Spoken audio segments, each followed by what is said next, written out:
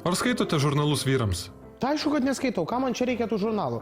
Ką apie ką ten rašo, nuotraukėlės, jachtų, kokių mergų, gražių, mašinų, šitųgi, laikrodžių visokiausių. Tai ką man reikia žiūrėti tos paveiksliukus, jeigu aš natūrai galiu pačiupinėti viską? Mes vis dar apie jachtas ar apie merginas? Apie abi. Bet žurnaluose būna visokių patarimų vyrams. Aš jau sakiau, kad man nereikia tų patarimų, aš jau milijonierius. Kam tie žurnalai skirti varguoliams, kokiems pažiūrėti, ten paliudėti, kaip ten visokios gražus dalykai ir jie niekad neturės šitų dalykų. Sėdės koks varguolis stūlikė, čiupinės tą popierių ir niekad nesužinos, koks tikros sėdynės yra švelnumas ir glotnumas. Jachtos ir merginos. Nu tai abiejų. Nu ką, žurnalas kas tai yra? Nu tai yra varguolio svajonių printinta versija.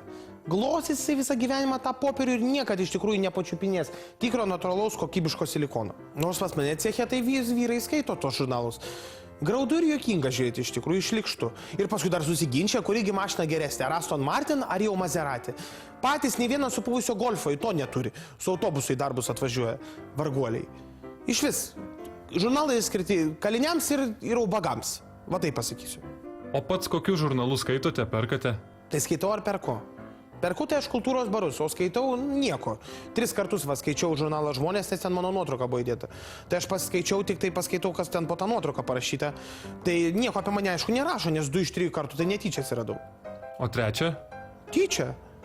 Minėjot, kad perkate kultūros barus. Nuperku ir paskui ant baro pasidedu, kad kultūros daugiau būtų. Prieš žmonės gerai atrodo. Šiaip tai draugai tai supranta, kad čia bairis yra, bet kiti ateina, tai galvoja, kad čia labai kultūriškas, protingas, toks išsilavinęs žmogus, ten dvasiniais tobulėjimais visokiais užsiema. Bet neužsiimat.